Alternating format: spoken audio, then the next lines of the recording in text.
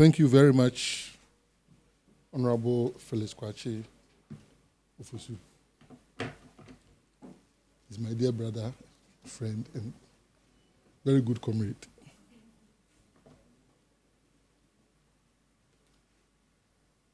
And thank you once again for receiving us.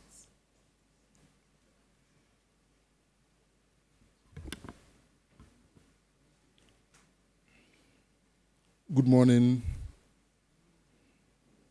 the media and distinguished guests.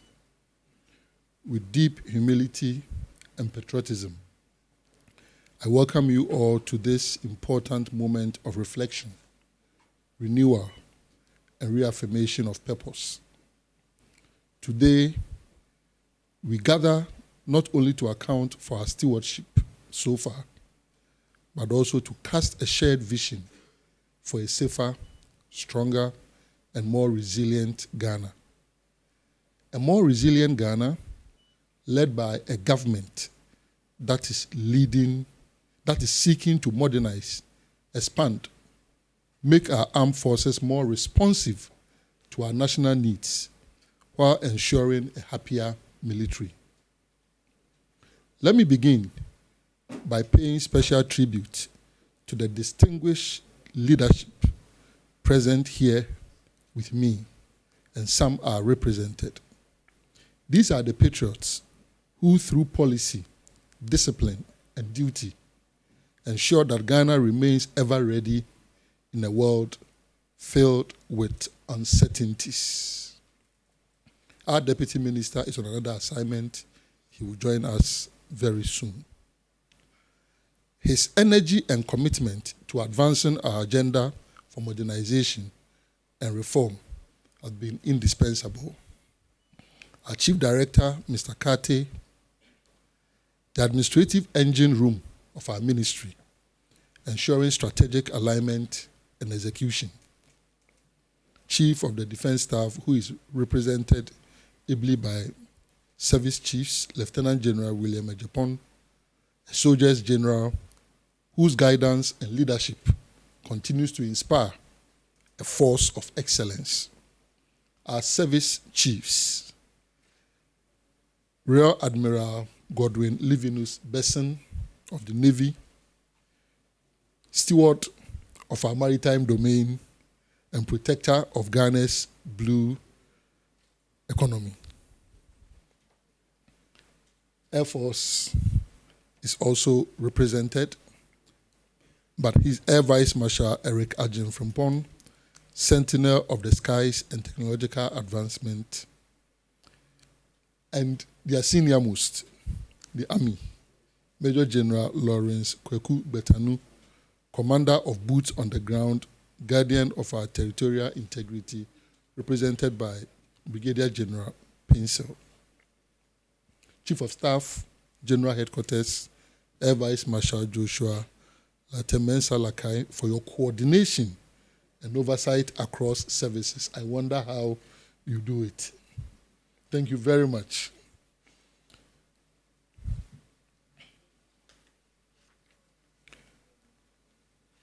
Our first Sergeant Major, I can't cite him presently here. To all the directors of the Ministry of Defense, senior officers and commanders at all levels of the Ghana Armed Forces, thank you for your tireless dedication behind the scenes. And to every soldier, airman, sailor, and defense civilian staff, from the front lines of our borders to peacekeeping missions abroad, I salute you.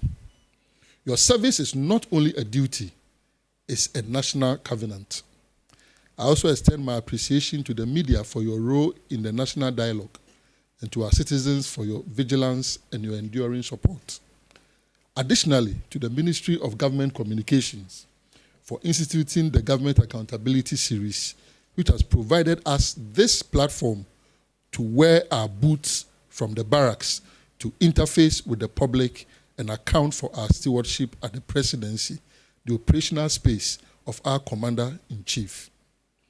It is important to emphasize that accountability is the heartbeat of democracy, and today we honor that sacred trust. While at it, I invite you today to see through the eyes of the Ghanaian soldier, to feel the heartbeat of our national security infrastructure, to walk with us on the silent paths we patrol, not for glory, but for Ghana. Ladies and gentlemen, let us journey together into the heart of our defense story so far, safeguarding national security. It is with confidence and pride that I state that to a very large extent, Ghana is safe, stable, peaceful, and ready to experience a golden age under the reset agenda of His Excellency John Dramani Mahama. We have kept our nation safe and stable, notwithstanding the irregular transfer of thousands of rounds of military ammunition in 2024 from the Ghana Armed Forces to the National Security Outfit. Ammunitions which have since not been accounted for. The Ghana Armed Forces continues to ensure Ghana's territorial integrity through coordinated land, maritime, and air operations. While the overall internal and external security of Ghana remains stable, we acknowledge that the situation in Boko and Alavanyo and their immediate surroundings remain quite volatile. The Ghana Armed Forces is actively monitoring developments and have put in place robust mechanisms to ensure any potential escalation is swiftly contained in the interest of a peaceful and long-lasting resolution of the conflicts through dialogue. In doing so, we shall always separate crime from traditional matters, enabling us to deal appropriately and legally with criminals who foment trouble in the name of chieftaincy conflicts. Relatedly, let me assure once again that government has decided to take necessary steps to reconstruct the statue of the Zugran of the Kusok traditional area in Boko while investigation into the incident continues. To address emerging security threats such as violent extremism and terrorism, as well as other transnational threats, the Ghana Army embarked on a multinational military exercise aimed at enhancing the capacity of participating troops from various countries. The Ghana Army, in collaboration with the United States Army, the Southern Eastern Task Force for Africa, and Special Operations Command Africa, successfully organized African Lion, and Flintlock in May 2025. African Lion was held in Ghana, Tunisia, Morocco, and Senegal, and Flintlock was held in Abidjan, Côte d'Ivoire. Overall, 94 troops of the Ghana Army participated in the exercises in Côte d'Ivoire, Tunisia, and Morocco. The Ghana Navy continues to play a crucial role in ensuring the safety and security of key national installations. Regular patrols are conducted to safeguard offshore oil and gas facilities, including the Jubilee oil field, Ten oil field, and Sankofa oil field. The patrols have successfully reduced canoe incursions. The Navy also undertakes riverine patrols to protect vital inland installations such as the Akosombo and Bui dams to ensure power supply. The riverine patrols have also contributed to a reduction in accidents on various river bodies, minimizing the loss of lives and property, as well as helping traders to engage in their daily commercial activities. Keep in mind that these traders, a profession heavily dominated by women and making a significant contribution to the growth of our economy. The Ghana Navy has also enhanced its protection for the West Africa gas pipeline, guarding against theft and sabotage to ensure the supply of power.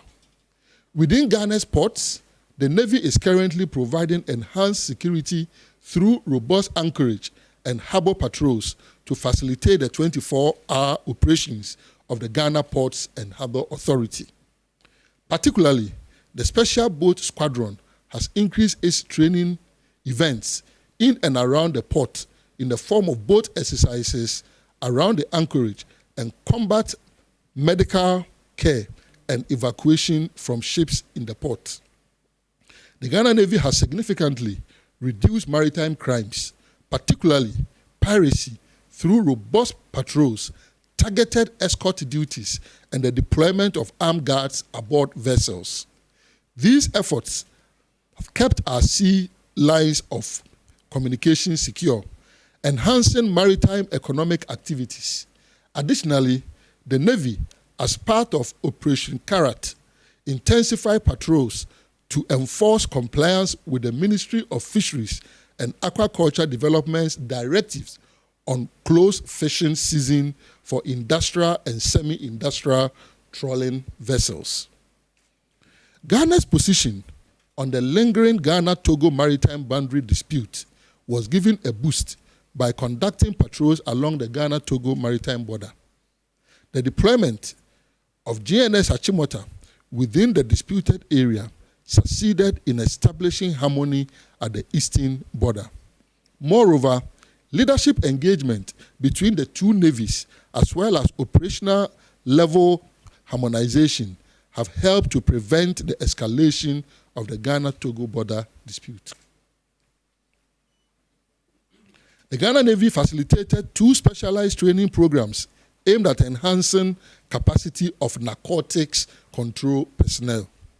The courses provided foundational military and maritime skills, discipline, and basic narcotics interdiction techniques. It further prepared personnel for frontline roles in combating drug trafficking and related transnational crimes. The training further emphasized interagency coordination, intelligence-led operations, and the strategic application of law enforcement tools in disrupting drug trafficking networks. The Ghana Navy, in collaboration with the United Nations Office on Drugs and Crime, facilitated a series of vessel board search and seizure trainings aimed at improving maritime law enforcement and interdiction capabilities. The conduct of these training emphasizes Ghana's foreign policy of good neighborliness and fosters an enabling maritime environment within the Gulf of Guinea. The Ghana Air Force. The Ghana Air Force continues to demonstrate its unwavering commitment to national defense, operational excellence, and regional support. During the first half of the year, Ghana Air Force successfully executed a series of operations and strategic deployments across multiple mission areas, including medevac flights, with its acutely constrained assets across the country. Just like the Ghana Army, the Ghana Air Force, and the Ghana Navy, all 3 services of the Ghana Armed Forces have many unserviceable assets. Armored personnel, carriers, ships and boats, aircrafts, etc. Very, very unserviceable. We therefore appreciate government's decision to retool the Ghana Armed Forces. Ghana Air Force conducted aerial surveillance missions supporting national security agencies in countering illicit activities along the coastal and border regions in support of Operation Madabiri and Operation Ahojo II. Several reconnaissance missions were conducted along the northern borders of Ghana. Multiple flights were performed for the rotation of troops deployed in Dokochina and Bui in support of Operation Calm Life and Operation Oasis, respectively. Ghana Air Force provided strategic airlift to conduct rotation flights for Ghanaian troops deployed in Gambia on ECOMIC. Additionally, Ghana Air Force actively participated in multi-agency exercises, including Exercise Obangami Express and Exercise Flintlock, enhancing interoperability with sister services and international partners. We are not only planning to strengthen our Air Force, we are enhancing our national defense, protecting our airspace, and upholding our mandate to ensure the safety and security of all Ghanaians. Supporting the fight against illegal mining, Galamsey. Ladies and gentlemen, the Ghana Armed Forces has played significant supporting roles in the fight against illegal mining, Galamsey. We are not out of the woods yet as a nation, but there is hope because there is a political will at the very top. We have reviewed the fight against illegal mining and have worked with stakeholders to reform the fight. The National Anti-Illegal Mining Operations Secretariat, NIMOS, is a product of that review exercise. The recovery of several forest reserves early this year, which our forest guards could not venture, was led by the Ghana Armed Forces. Additionally, the Navy supported land forces in Operation Hall 2 to combat illegal mining along River Ankobra in the western and western north regions. The Navy's riverine operations along the Volta River, like Operation Oasis in Bui, also assisted in reducing the effects of illegal mining on the Black Volta. To strengthen security along Ghana's inland waters and riverine areas, government launched the Blue Water Guard training program in 2025, this year. The Blue Water Guard initiative aims to establish 24-hour monitoring of Ghana's water bodies.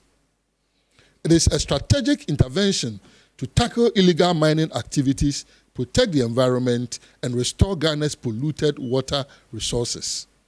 The first batch of 453 personnel were trained by the Ghana Navy at the Forward Operating Base at Ezinlimbo.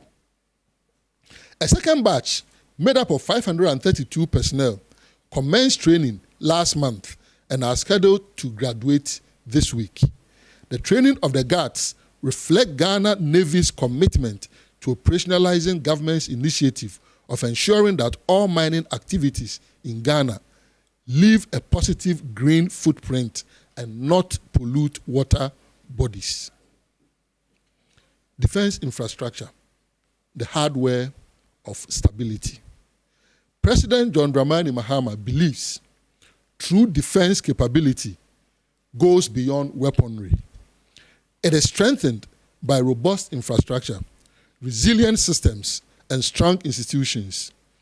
In times of peace, like now, our focus must be, and indeed, is on building the institutions, hospitals, roads, and industries that protect our people and promote their well-being.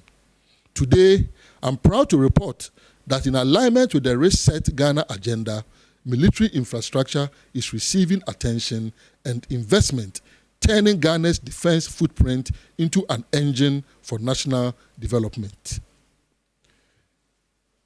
I mentioned FOB as a limbo. The forward operating bases, I would say, are mini barracks where you find soldiers residing and taking care of particular strategic locations.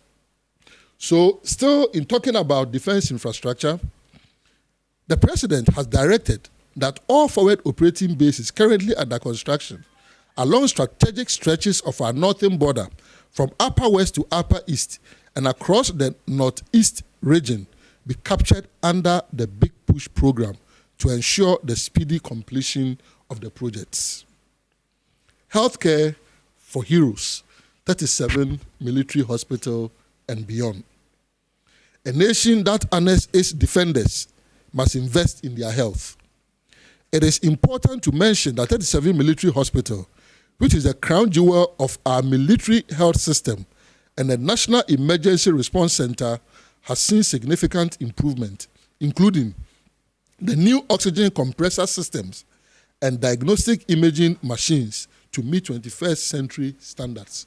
You recall earlier in this administration when I visited 37 military hospital, and towards the weekend, the pressures had reduced so much that if those compressors had not been secured, procured, and fixed, 37 would have run out of supply of oxygen.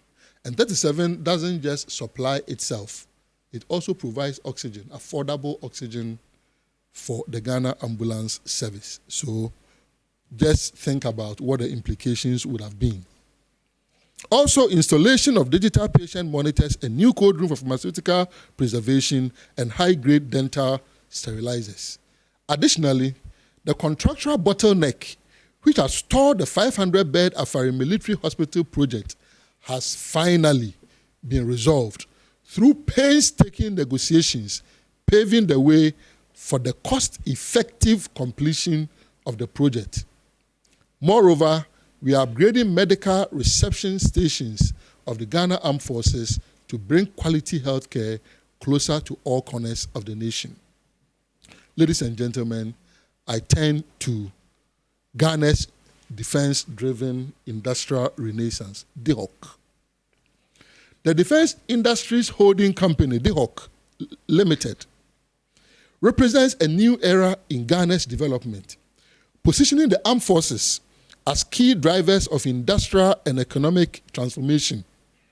Originally envisioned by the late President John Evans Atta Mills of blessed memory and being revitalized under President John Dramani Mahama, DHOC now operates with an expanded mandate under the Reset Ghana agenda.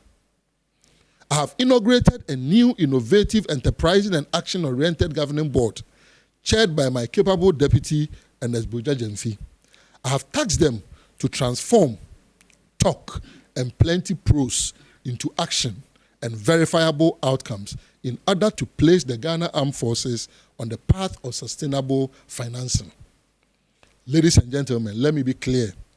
DHOC is laying the foundation for a resilient, industrialized Ghana that can feed itself, empower its people, and thrive in a competitive global landscape. Egypt has successfully done it in North Africa. So can Ghana do it in West Africa. Even before DHOC unleashes its fullest potential, the Ghana Armed Forces is presently partnering with the Ghana Bauxite Company in a 180-kilometer road works on the main Awaso-Takoradi corridor, which serves as the primary road for transporting Ghana's bauxite to the Takoradi port, a port protected by the Ghana Armed Forces. The 180-kilometer stretch is deteriorating due to bauxite haulage. When work commences, this road works will once again demonstrate the military's engineering expertise and long-standing commitment to supporting national development. In the coming weeks, details of this partnership will be announced, along with a groundbreaking ceremony marking the commencement of work. If I may add, the Ghana Armed Forces, through the Defense Industries Holding Company, will form strategic partnerships to ensure the accelerated execution of the 6-lane Accra-Kumasi Expressway announced by President Mahama in the Ashanti region last week. Who else can Ghanaians trust to execute road construction day and night within a 24-hour economy, if not the Ghana Armed Forces? Towards food sovereignty, as part of Ghana's commitment to food sovereignty in general, and in the case of the Ministry of Defense's sustainable supply of food for our troops, DHOC is working towards large-scale commercial farming projects aligned with the Feed Ghana program initiated by the Commander-in-Chief of the Ghana Armed Forces and President of the Republic, His Excellency John Dramani Mahama. This effort is in close partnership with key national stakeholders, including the Ministry of Food and Agriculture, the Office of the President for Special Initiatives, the 24-Hour Economy Secretariat, the National Service Authority, and strategic private sector actors. Outcomes will include a broad range of transformative projects within the poultry sector, in addition to mechanized farming of key staples such as maize, soya, and rice. Let me commend the Chief of Defense Staff for embracing this policy and running with it, because my visit to the Army Recruit Training School and within the garrisons have revealed some units preparing in earnest to take up the Nkukon challenge. Ladies and gentlemen, I come to enlistment and recruitment. The Ghana Armed Forces must be a force of excellence, integrity, opportunity, and national integration. Unfortunately, this has not always been the case. Ladies and gentlemen, let me share the story of enlistment fraud with the general public. This story shows us that while we fight non-military perpetrators of enlistment and recruitment fraud, we must also pay attention to their few collaborators, and I must say few collaborators within the Ghana Armed Forces. When I assumed office as Minister for Defense, I instituted an inquiry into the enlistment of would-be officers. 452 Ghana Military Academy hopefuls were investigated. Sadly, the outcome of the investigation and audit conducted by the Ghana Armed Forces into enlistment into the Ghana Military Academy for the regular career course 64 and 65 and short service course intake 62 revealed that 210 out of 452, 46%, did not meet the eligibility test. For the regular career course 64, who are currently in training, the audit pointed to some 34 trainees who sidestepped one or more of the stages of the enlistment processes. Ladies and gentlemen, it was difficult sending them home since they had been in training for almost 1 year, 12 months. Sending 34 well-trained, energetic youth who had endured military training home in a volatile, uncertain, complex, and ambiguous West African sub-region with free-floating weapons and ammunitions can have severe consequences. So, they have been directed to fulfill all criteria. That's the 34. However, if they fail to meet these requirements, they will be released from training. Regarding adversely affected persons in regular career course 65 and short service course 62 who are yet to report for training, they have since been directed to discontinue their participation in the enlistment process. This means 115 regular and 75 short service personnel have been cleared to report for training in due course to join the RCC 64 intake, who we basically pardoned 34 of them, but still asked them to right the wrongs. Ladies and gentlemen, it is important to report at this stage that the last recruitment exercise for soldiers, non-officers, so the soldiers go to the Army recruit training schools and the various training schools, the officers will go to the Ghana Military Academy. So I'm done with the officer career. I'm now moving to the soldiers. It is important to report, let me repeat, at this stage, that the last recruitment exercise for soldiers, non-officers, was conducted in October 2021. However, the audit has revealed that 2,872 Army potential recruits who successfully completed all required processes, including documentation, medical examinations, and vetting, are yet to undergo training. Meanwhile, my visit to the Army Recruits Training School just last week disclosed the fact that the Army Recruit Training School has not been training recruits over the past 17 months. With the potential capacity for the Army Recruits Training School to train between 900 and 1,500 recruits every 6 months, a maximum of 3,000 every year, we wonder why the past administration allowed the situation of the 2,872 Army potential recruits to crystallize. Knowing that even healthy people die during military training, how can we, rely on laboratory tests conducted years ago or over 6 months ago to recruit? How can we rely on body selection and fitness tests conducted years ago to inform recruitment decision now? Additionally, with the passage of time, many have exceeded the age limit. Keep in mind that the military is a profession and a vocation that entreats would-be trainees to abandon all hopes of normal life and imposes the doctrine of struggling is acceptable, dropping is acceptable, bleeding is acceptable, tears are acceptable, pain is acceptable, but quitting is unacceptable. This means once you enter, you can struggle, drop, bleed, shed liters of tears, suffer excruciating and unbearable pain, but in all these, quitting will not be entertained. Considering all these significant factors, it has been decided that a new recruitment process will be conducted. I wish to emphasize that there are over 2,000 potential recruits who could not undergo training under the previous administration, even though vacancies existed at the Army Recruit Training School, are strongly encouraged to reapply, provided they still meet all the established criteria. I urge those who will not qualify at this stage not to lose hope.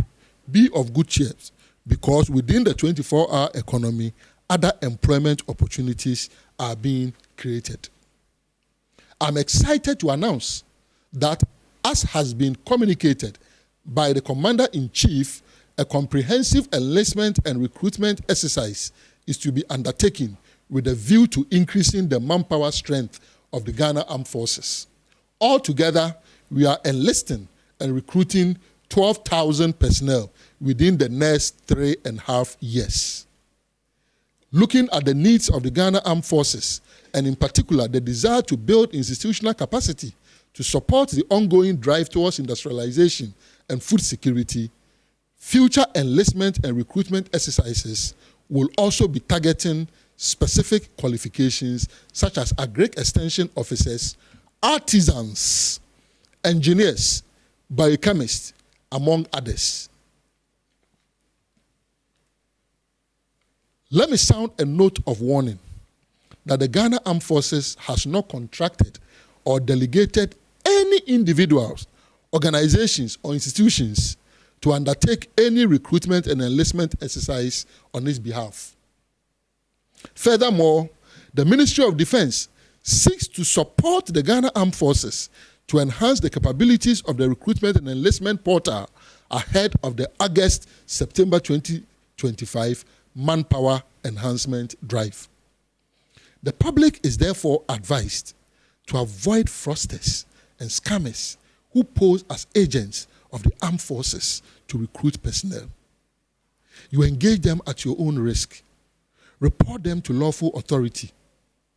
Joining the Ghana Armed Forces under President Mahama will be based solely on merit, not money. We seek to train soldiers who will not be in haste to provide guard duties for unauthorized persons. That era is over. The National Service Emergency Response Readiness Program. In fulfillment of a major promise by President Mahama, the National Service Emergency Response Readiness Program will begin in a few weeks.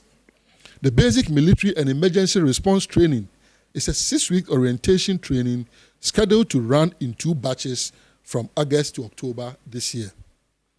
10,000 National Service volunteers are expected to kickstart this initiative with plans to increase the number substantially next year. They are volunteers, it's not compulsory. The areas of training will include basic military orientation, first aid, basic life support, disaster or fire management, nationalism and patriotism, loyalty and discipline, leadership, mentorship, and fiscal training, among others. The core objective of the program is to equip the National Service personnel with the relevant skills in security, disaster preparedness, and public safety. It must be clear, however, that the training program is optional. Ladies and gentlemen, defense diplomacy, regional collaboration, and strategic outlook. In today's interconnected world, national defense can no longer be confined to borders. Security must be both local and global, tactical and diplomatic, responsive and anticipatory. Ghana understands this reality, and we are acting on it.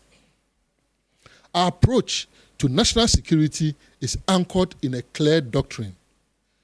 To be secure at home, we must be engaged abroad. And that is exactly what we are committed to while remaining non-aligned. The Sahel crisis, maritime insecurity in the Gulf of Guinea, arms proliferation, and violent extremism and terrorism do not recognize borders, and so no nation can stand alone. The withdrawal of Mali, Burkina Faso, and Niger from ECOWAS, and the formation of the Alliance of Sahel States further weakens ECOWAS. Evidence suggests that over the past 5 years, there have been several successful coups and counter-coups in West Africa. Mali 2022, Mali 2021, Guinea 2021, Burkina Faso January 2022 and September 2022, and Niger 2023. We live in a volatile sub-region. That is why Ghana has prioritized regional defense cooperation, particularly through ECOWAS and joint military platforms.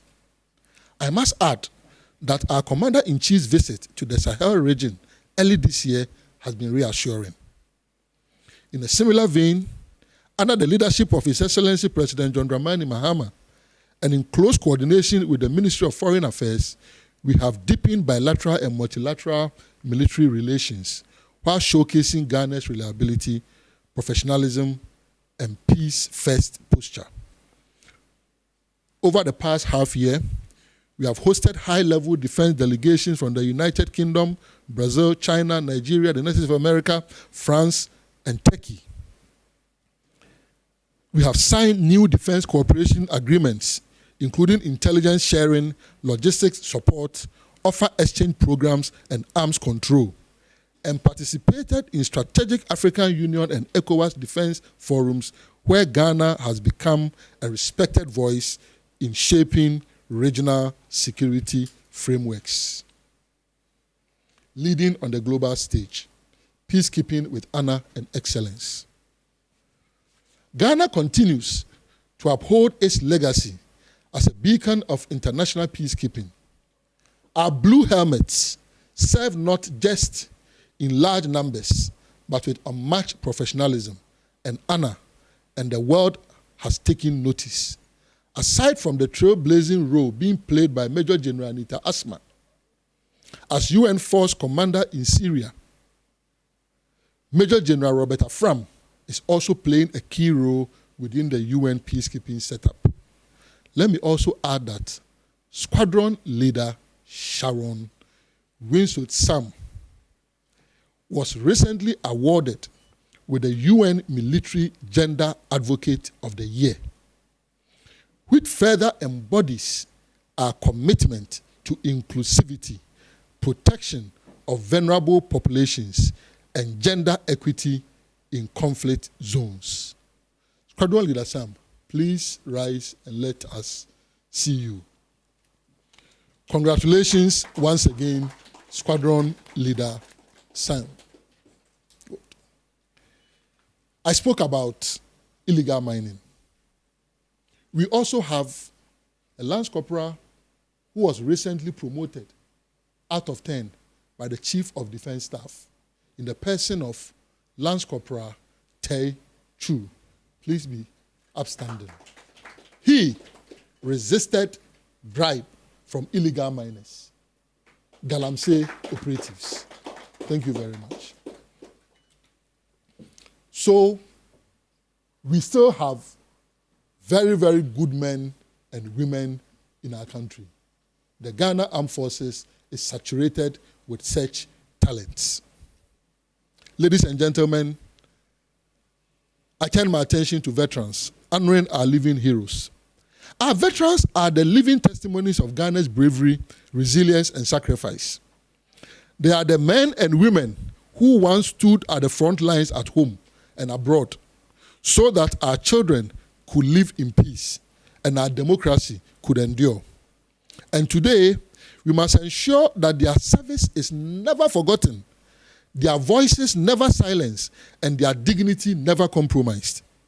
We believe while we rightly celebrate our veterans' heroism, on various remembrance days, our gratitude must go beyond ceremony. Our gratitude must be seen in action and sustained through policy.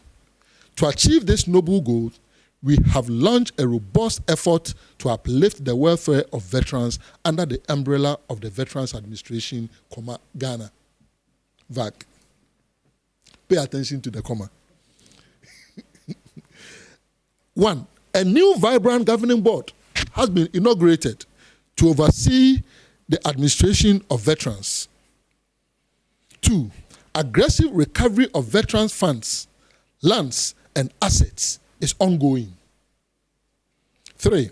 Veterans will also be prime beneficiaries of the Mahama Cares Health Financing Initiative that seeks to finance diabetes, hypertension, stroke, cancers, and kidney disease care. 4. Also completing the Afari Military Hospital and the Field Hospital in Tamale will take health care closer to veterans across the country than they have ever experienced. They will not have to be traveling from the northern part of the country to 37 Military Hospital in Accra. 5. In addition, dividends from the defense industry holding companies, DHOC, exploits will not only finance serving soldiers, but you hear me? Veterans will also have their equitable share. And if the serving officers on the board resist, remind them they will soon be veterans. To forget our veterans is to forget our values. Veterans are not relics of the past. They are pillars of our present and custodians of our history. The challenges we are confronting. Let me first acknowledge with candor the Ministry of Defense, like all critical institutions of state, inherited substantial constraints in January 2025, some of which continue to test our resolve daily. We inherited a staggering institutional debt burden of over 3.7 billion Ghana cedis. Debt that was recently uncovered by the current military high command of over $32 million US, owed by the Ghana Armed Forces. These legacy debts continue to constrain our ability to invest adequately in critical defense priorities and warfare infrastructure. Alongside this, we are contending with a 17,000 unit accommodation deficit for our brave men and women in uniform. These are not just figures. They are realities that affect operational readiness, troop morale, and the dignity of service. Let me assure you, these are not lamentations. They reaffirm our determination to resolve these problems, first by acknowledging that they exist, and deciding that never again should the government mismanage the nation's economy to this depressing level. We are fixing the challenges. Our well-designed programs are working.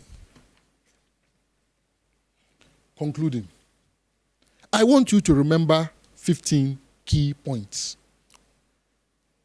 Modernization. 1 billion investment to modernize Ghana Armed Forces over 3.5 years. New equipment, advanced tactical vehicles, body armor, and digital communication systems for the Army. Maritime enhancement, enhanced patrol vessels and radar integration for the Navy.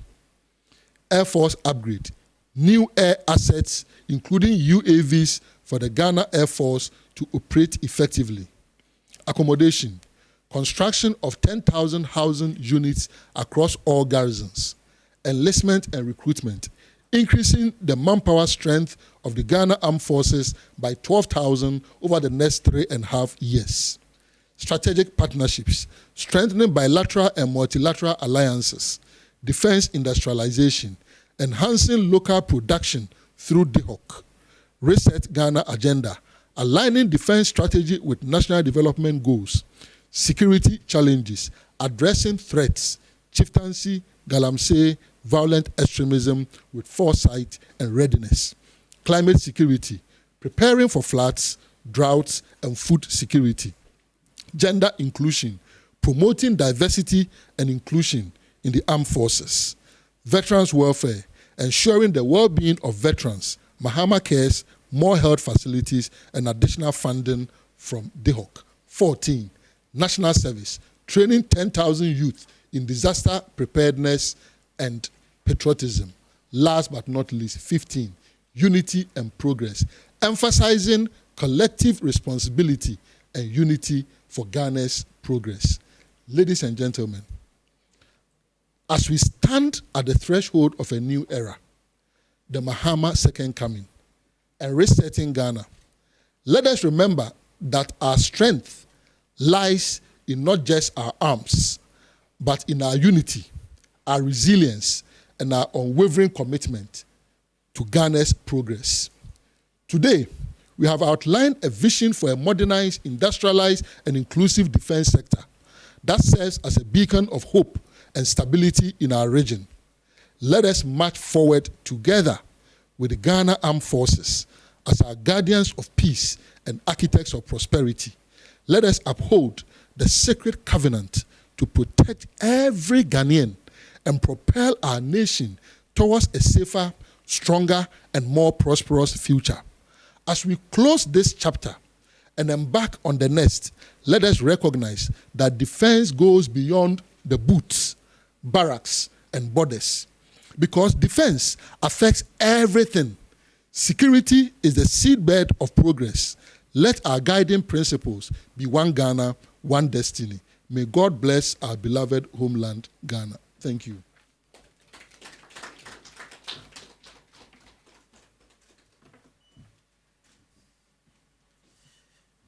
All right. To be secure at home, we must engage abroad. That is one of many memorable quotes in the minister's delivery.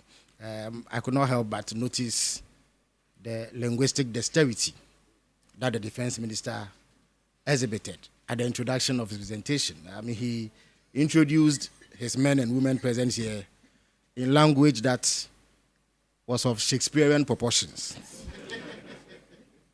And I believe that it set the right tone for this engagement. At this juncture, I would invite members of the media present to pose any questions they have for the defense minister. I must indicate that we are hard pressed for time, so we must limit the questions to one each and avoid lengthy preambles. Introduce yourself, the media organization you work for, and then shoot at the minister. With your mouth, I must indicate. Okay. All right, Minister Abdul Hanan Adam, EIB Network. Minister, my question has to do with the presidential jet. We understand, or per reports, it's been grounded. Are there any plans for the country to purchase a new presidential jet? And currently, the president is using a different one. Does it come with a cost to the Ghanaian taxpayer? Minister, my second question has to do with the whole airport, and my colleague Eko Boakye in the GH1 newsroom wants me to ask you, the president during the campaign preferred to use the whole airport to be transformed into an aviation academy. He wants to know if there are any plans for the Ghana Armed Forces to take up the place to supplement the activities in Accra and Takoradi. Thank you. Thank you very much. My name is Shadrach Kodamejare, Metro TV. I want to ask like the minister ending his speech mentioned that defense is not only about the barracks and then the boots. I want to ask if the likes of, or things like defense tourism has come to his desk, because at least the likes of Exercise Sea Lion has shown us we can get closer to the military, understand their works, and also explore places like the equator and other areas. Are we looking at defense tourism? And secondly, has to do with the military and then Galamsey fight. Before this government came in power, we had some military officers saying if the people at the top allow us, we can stop it in 48 hours. How much trust should the Ghanaian put into his administration and his people to ensure that we see the effectiveness of the military in our forest reserves and our water bodies? Thank you. Thank you very much. My name is Maxwell. I work with Joy FM and Enjoy News. The minister, I think, hit the nail right on the head that we live in a very volatile, sub-region. The most terrorism-affected country is not 2 continents away. No, it's our next door neighbor, Burkina Faso. And some years ago, in the recent times, we've had security analysts raising the red flags and saying that we're likely to have a spillover of the terror threats into West African coastal, states. Now, with the recent geopolitical shifts in West Africa and then also in the Sahel region, it's likely to affect the terror fight greatly. I want to find out from the minister, what is Ghana's contingency plan, especially now when it seems the Sahelian countries are losing momentum when it comes to the Accra Initiative, which is supposed to help with the collaboration to help in the fight against terror. My second question has to do with the military. Void of the lengthy preamble of the first. No. No preambles for the second question.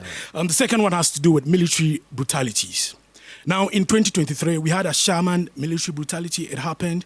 I know that the Defense and Interior Committee released their report and recommended the prosecution of the officers involved. We've not seen any action regarding that. In January 2025, we had the killing of some persons described as illegal miners who tried to breach the fence, the security fence of a mine in the Ashanti region. I want to know what the status of that investigation is. And then maybe the third. No, there will be no third question, please. Okay. No. Yes. Komla Kluche.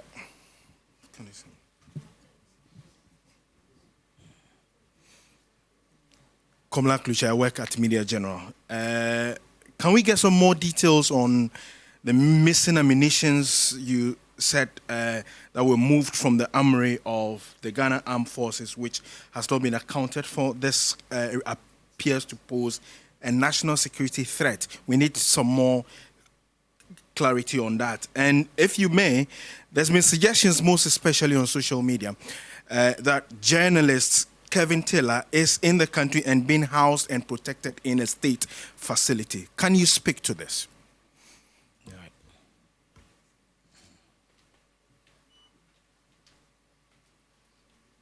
My name is Peloleno from Class Media Group. My first question is, when the minister was talking, he spoke about the 3 months volunteers for the national service personnel who will be trained under the military. I want to find out, after the 3 months, what happens to them, especially those who develop interest in joining the military?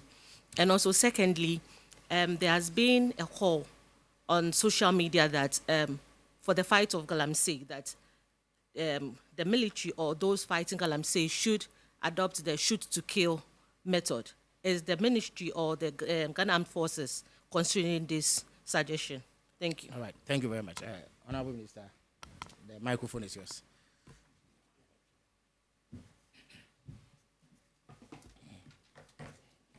Thank you very much, Honorable Minister. Some of the questions are linked, so I'll pick them as we move along. Let me start with the National Service training. We expect that within 6 weeks, the training should be over. And I must, even though it's voluntary, I must encourage as many National Service personnel as possible to participate. Why do I say so? Welcome. Why do I say so? basic life support. There are many people who suffer avoidable deaths. If there was somebody who is killed in providing basic life support, the person could have been saved. You understand? Just clearing the airway. If there is something choking the person, you clear it from there and all that. But unfortunately, our curriculum doesn't emphasize that in our schools. This is something that we need to take up and emphasize in our schools. So all the opportunities that you missed, from primary school all the way to the university, the opportunity is here under President Mahama for you to fill in the gap. 6 weeks and you are done. So we expect that as many of them as possible will take advantage of it. The question about their fate, that is those who would want to join the Ghana Armed Forces. I stood here and said recruitment, enlistments are going to be based on merit.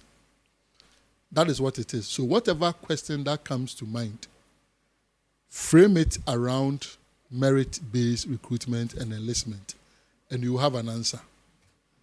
What do I mean? Can you imagine two people who have completed their national service? One participated in a 6-week training with the Ghana Armed Forces. The other did not. And then you decide, both of you decide that you would want to enlist. Who is more likely to be able to endure the few kilometers that you may have to run to prove yourself as fit to those who are enlisting? Most likely is going to be the one who participated in that training, because fitness test is part of it. By even associating with them for 6 weeks, it will diminish significantly even the kind of maybe fear or anxiety that you have when you encounter the uniform. So that is an advantage that they shouldn't miss. Even if you don't want to join the Ghana Armed Forces, for the sake of your family, for the sake of your friends, for the sake of your church members, because people sometimes collapse at church. And then announcement is made, we need a doctor. But basic life support, everybody can be trained to offer that kind of assistance to someone who is suffering. Then I moved to the whole airport and aircraft acquisition, all these put together. I must say that the whole airport is even over and above what the Air Force alone wants to do, because there is a private sector player who is also very, very much interested. So that is also being looked at seriously. Not just that.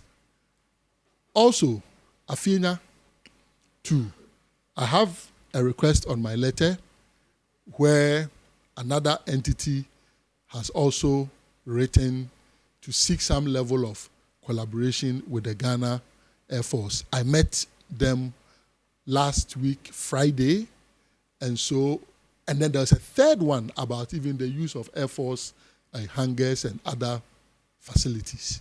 And so when we talk about the Defense Industries Holding Company, these are some of the things that we are looking at. To leverage the assets of the Ghana Armed Forces, bring in the private sector so that together we can form a consortium of the willing to ensure that we optimize the use of these assets of the Ghana Air Force, which belongs to the state, and whatever dividends that will accrue to the Ghana Air Force, remember, it will in a way also reduce a bit of the capital injection that a central government makes in the long run. Yes, aircraft and acquisition and all. As I said, the three services, Army, Navy, Air Force, all have very, very constrained assets. And we have made a very elaborate presentation to the National Security Council. And trust the Ghana Armed Forces with their precision. They divided it into the very immediate requirements and then the ones that we can wait a bit on. The very immediate requirements came to $1 billion US. Fortunately, His Excellency the President committed to it and has begun taking steps to ensure that we satisfy the Ghana Army, the Ghana Navy, and the Ghana Air Force. I guess the aspect about aircraft acquisition became popular because I was asked a question in Parliament by an MPP member of Parliament to explain where the Falcon was when the Vice President was returning to Ghana. Perhaps the honorable member felt maybe the Falcon was available, but government decided to be ostentatious. That was not the case. President Mohammed's government engages in austerity. And so there was no way, if the Falcon was available, the Vice President was going to come in with an alternate aircraft. So I had to explain. And even there, in trying to explain, I limited my answer to about just 2 or 3 paragraphs.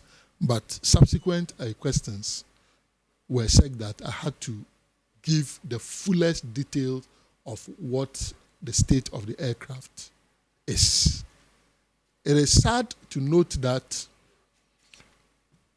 for some time now, whenever the aircraft goes for either maintenance, repair, or overhaul, the date that is scheduled to return to Ghana keeps extending. It's extended for 2 months before, for 2.5 months before. And in this case, as we speak, the aircraft is still not in. We've been given a date, but I don't want to put that date out because I've been given too many dates. Air Force. You've given me too many dates, which did not materialize. So I don't want to put the date out. But we are hoping that this date that has been given, we will see the Falcon here in Ghana. However, it doesn't take away the fact that the presidential jet is sick. You heard the various multiple corrosion that I listed. I don't want to repeat it. The truth is that it is heavily corroded, and this is not the Air Force itself saying it. These are third independent parties putting out this when it was sent away. That does not in any way justify hiring or renting of luxurious aircrafts. Persistently, no way. I don't want to mention any former president's name, and I don't even know whether at that particular time, whether the aircraft was in this state.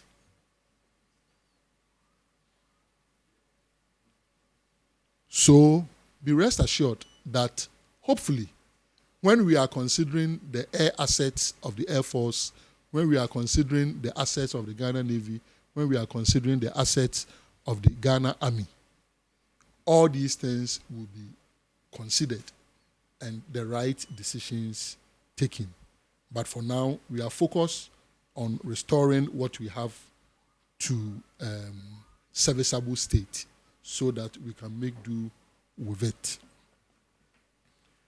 Let me also touch on the aspect of defense tourism.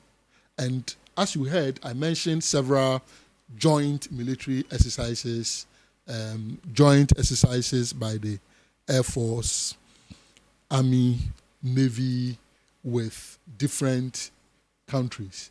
And I was at Ikempiski to open the SITAF one.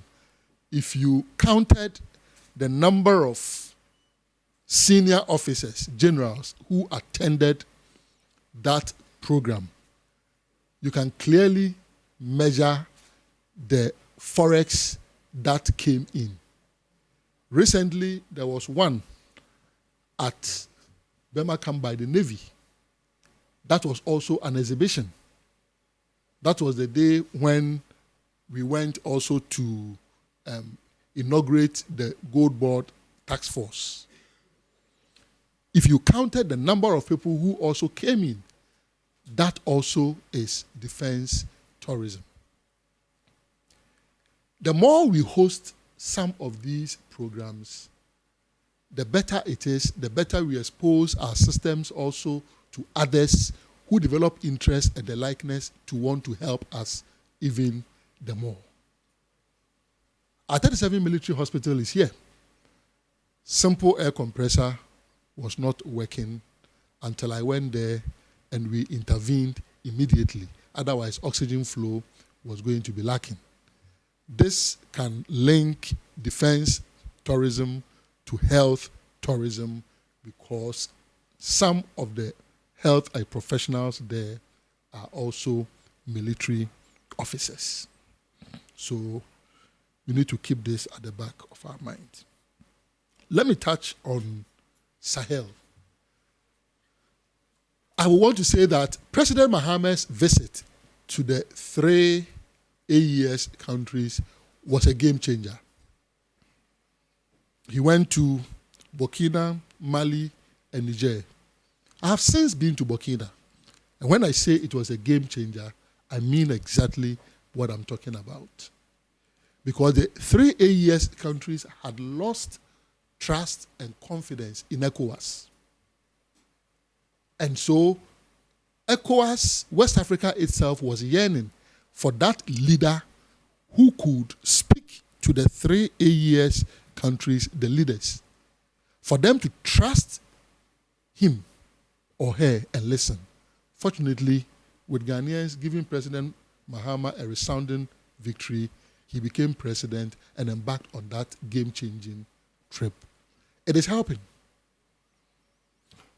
Exchange of information, because note that if the terrorists overcome the system in Burkina Faso, Ghana becomes the next target. And that is what makes managing the situation in Boko and its environs very, very important. Because it will be one of the entry points. And that is why I spoke about the forward operating bases that almost are enveloping the northern borders of the country. And that's why we are committed to completing them. In terms of tactical operations, deployment, and all that, you don't expect me to talk about those ones. Let me touch on missing ammunitions. I must say that, yes, it is not every detail that I can provide at this stage. But the fact that it's taking this long to capture it in this minute detail should tell you there must be a reason. If you go back to the President's State of the Nation address, 2025, he hinted at it. This is the next phase. But the reality is that to date, those ammunitions have not been accounted for. How the Ghana Armed Forces could transfer ammunitions to national security that doesn't have a fighting force in 2024 is a question that would definitely have to be answered. The Ghana Armed Forces has passed it on to the National Security Secretariat, for the National Security Secretariat to investigate it, since they were the recipients of the ammunitions. But what we are doing is, under our watch, under our watchful eyes, any such incidents will not be dealt with like the way it was handled in the past.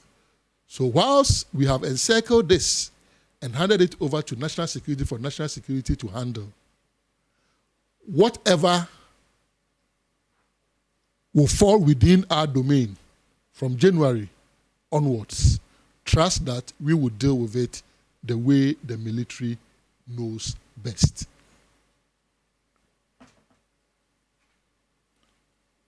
Kevin Taylor in the country. Unfortunately, I'm not an immigration officer. and so, I mean, how do you expect, I mean, I'm not an immigration officer. I mean, for those who are interested in that, let me advise, the Freedom of Information Act, take necessary steps, find out from immigration, unless the person did not come through lawful borders. So some of these things caution the national discourse.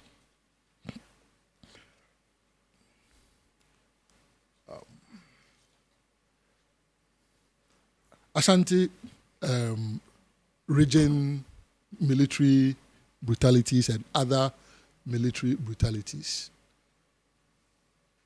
Take it from me and take it from the Mahama administration.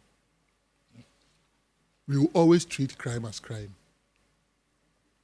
We will not shield anyone. There is a report that has come out of the investigation that took place there. The outcome of the investigation is clear. Do I want to speak to it at this stage? No.